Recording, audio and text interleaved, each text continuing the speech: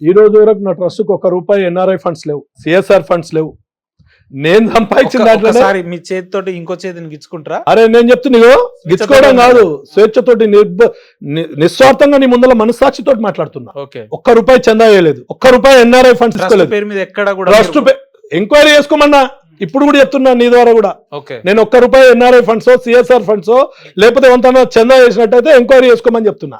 Second one, 1000 కోట్లు ఉన్న వాళ్ళు చాలా మంది ఉర్రు, మీరే చెప్పారు. ఇప్పుడు నేను కూడా సంపాదించిందాన్ని ఉత్తవ పెడుతుర్రా, ఏది చేయకుండా పెట్టిరా అంటుండ్రు. అందరికి లేని మనస్సాక్షి నాకుంది, చాలా గొప్ప, అందరికి లేని బుద్ధి నాకుంది. నేను కిందికి వెళ్ళొచ్చి సెటిల్ అయినా గనక కింది కష్టమైందనేది నాకు తెలుసు. నేను ముందే చెప్పిన నీకు, నాకంటూ ఒక చరిత్ర కావాలి, నాకంటూ ఒక చర్చ జరగాలి. నేను చచ్చిపోయిన తర్వాత ఒక తరం, దాని కొరకు నేను ఖర్చు చేస్తున్నా. అది నా స్వార్థం. చాలా మంది డబ్బులు ఉన్న వాళ్ళు ఉన్నారు, పిల్లికి కూడా దానం చేయనోడు ఉన్నాడు, ఓట్లప్పుడే పైసలు పెట్టినోడు ఓడున్నాడు.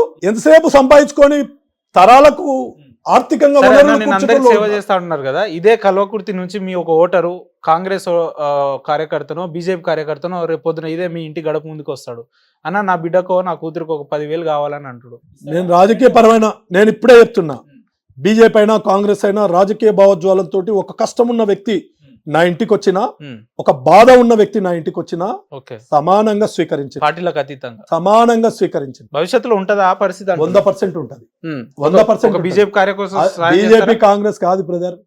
కల్వకుర్తి ప్రాంతం అంటేనే నేను నాయకత్వం పోషించిన రోజైనా ఈ రోజైనా నాకు తోచిన సహాయం, ఒక మంచి మాటనైనా, ఒక సరైన మార్గాన్నన్నా, ఆ కష్టం సమయంలో ఒక మంచి ధైర్యాన్ని ఇచ్చి ఒక మార్గాన్ని చూపడం. కల్వకుర్తి పట్ల మీకు అంత మక్కువ, ప్రేమ, ఆప్యాయత, అభిమానం ఎందుకంటే? అంటే నేను పుట్టిన గడ్డకి ఏదో ఒకటి చేయాలనేది ఒకటి, నిస్వార్థంగా నిజాయితీగా పనిచేయాలనేది ఒకటి, చేసిన వ్యాపారాలు చేసినాం, ఇంకా చేస్తున్నాం. నేను ఇప్పటికే నా స్థాయికి నేను కుదురుకున్నా. జీవితంలో చాలా మంది చెప్తారు సచిన్నాడు ఏం తీసుకపోరని, నేను కూడా ఏం తీసుకపోను.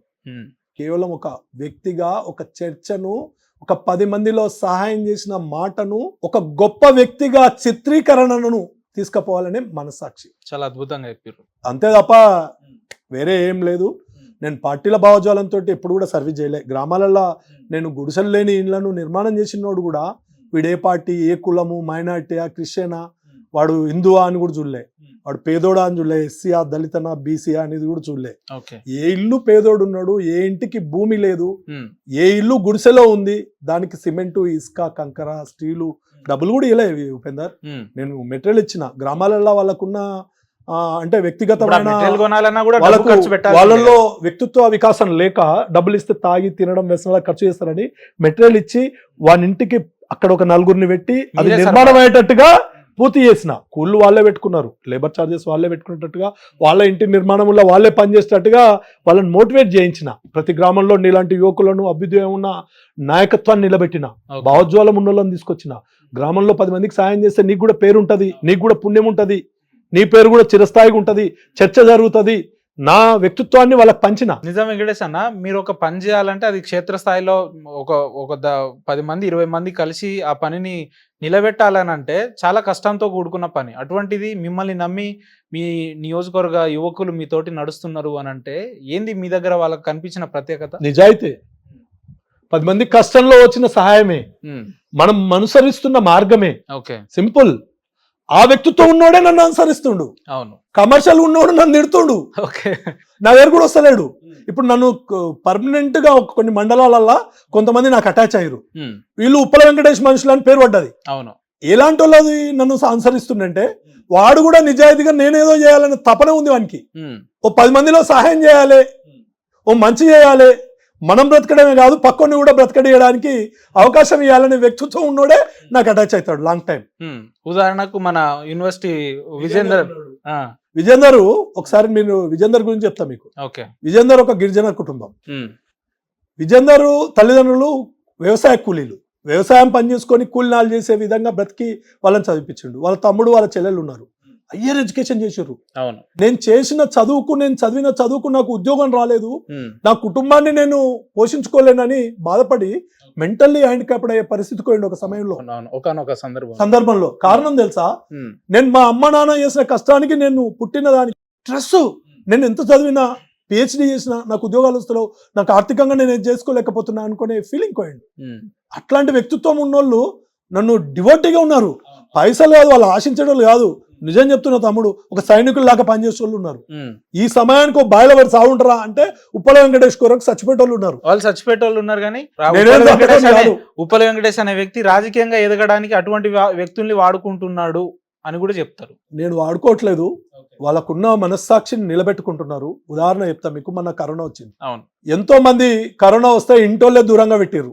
ఓ ఇంట్లో పెట్టి ఇంటోళ్ళే పోయి ఇంట్లోకి వెళ్ళి వాళ్ళు వెళ్ళలే, పెండ్లం వెళ్ళలే. మొగనికి కరోనా వస్తే, భార్యకు కరోనా వస్తే మొగడు దగ్గరకు పోయి ముట్టుకోలే. సత్యం. కానీ నా కార్యకర్తలు కరోనా ఇచ్చిన ఇంటికి వెయ్యి వాని పక్కన కూర్చొని మనోధైర్యం చెప్పి మందులు ఇచ్చొచ్చిర్రు. 14,500 మందికి ఉపేందర్ కల్వకుర్తి కాన్స్టిట్యున్సీలో కరోనా సమయంలో ప్రతి కార్యకర్త నిస్వార్థంగా భయపడకుండా నిజాయితీగా, ఎంత ధైర్యం ఉంటే వాళ్ళు ఎలాంటి భావోజ్వలం వాళ్ళ వ్యక్తిత్వం అయితే, కరోనా సమయంలో ఇంటి చుట్టూ కంపేస్తే ముగ్గు వస్తే ఊరోళ్ళే ఒకటే మా కార్యకర్తలు పోయారు. అంటే నా దగ్గర ఉన్న నిజాయితీపరమైన కార్యకర్తలు నిస్వార్థంగా 10 మందికి సహాయం చేయాలనే ఆలోచన ఉన్న వాళ్ళు అనే దానికి పెద్ద నిదర్శనం కరోనా కాలం. విజేందర్ కూడా చేసిండు అది. అంటే ఇటువంటి వాళ్ళని తయారు చేసుకున్నారు కాబట్టి నిజంగా మీరు అదృష్టం అనే చెప్పుకోవాలన్న, మీరు అదృష్టవంతులు వాస్తవంగా. ఆ రకంగా నేను కూడా తృప్తిగా ఉంటా. ఈ సమయానికి నాకు 1 గంట సమయం ఇస్తే నేను ఒక 1000 మందిని చేయగలుగుతా. సోషల్ మీడియాలో నాకు ఒక కష్టం వచ్చింది, నా మీద ఇలా దౌర్జన్యం చేస్తుర్రు, నన్ను ఇట్లా భయపట్టిస్తుర్రు అంటే 500-600 మంది ఆ సమయానికి వచ్చే వ్యవస్థ తయారైంది. నన్ను అభిమానించే గుండెల్లో పెట్టుకునే యువకులు గాని నాయకులు గాని ఉన్నారు.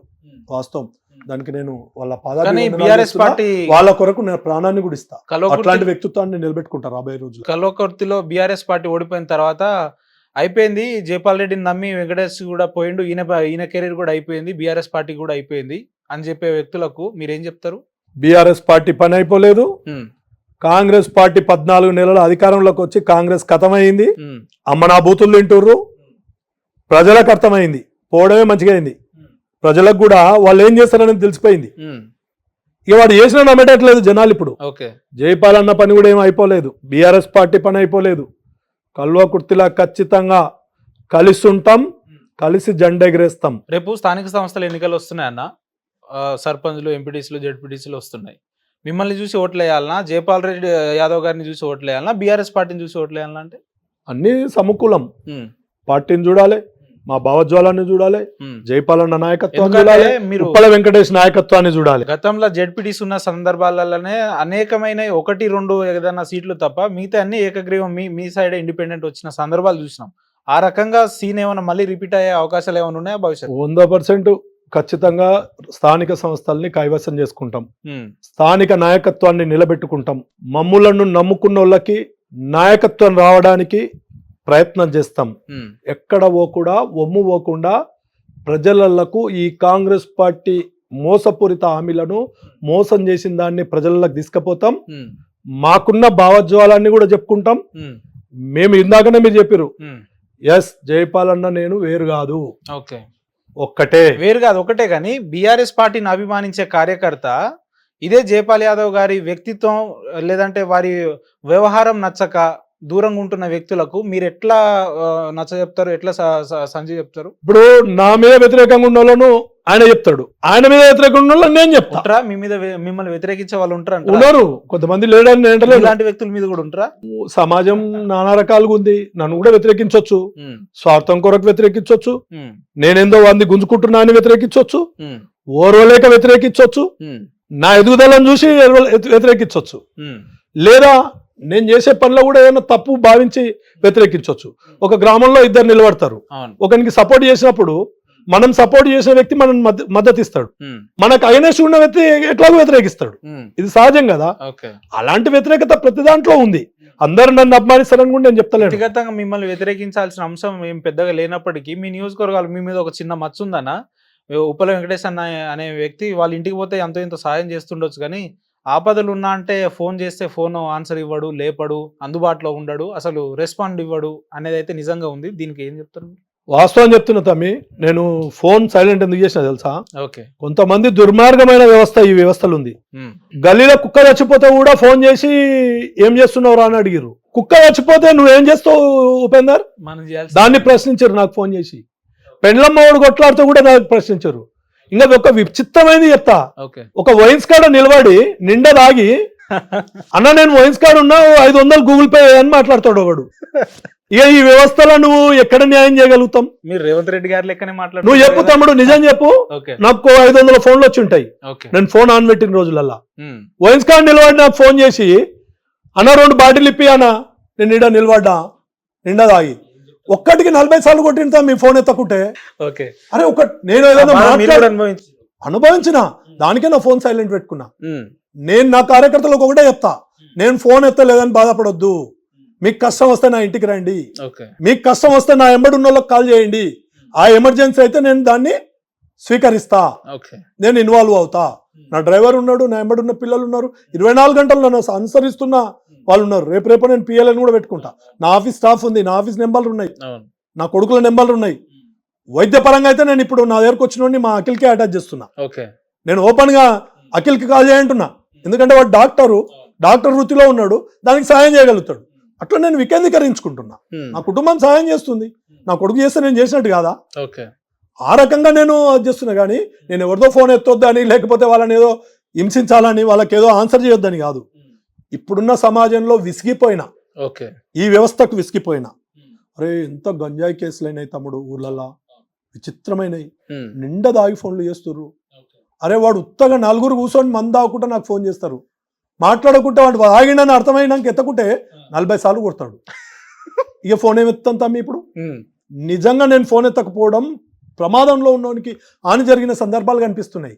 కానీ వ్యవస్థ తప్పదు. నా వ్యక్తులను నేను దగ్గరికి వచ్చిన వాళ్ళకి ఏం చెప్తున్నానంటే, నా ఎంబడి ఉన్న వాళ్ళని అనుసరించండి. నా డ్రైవర్ నెంబర్, నా ఎంబడే 24 గంటలు ఉంటాడు డ్రైవర్, ఆయన నెంబర్ తీసుకోండి. ఏదైనా ఎమర్జెన్సీ ఉంటేనే ఫోన్ చేయండి, అట్లాంటి పరిస్థితి ఉంటేనే ఆయనకి చేయండి. అట్లాంటిది ఉన్నప్పుడు నేను స్పందిస్తున్నా.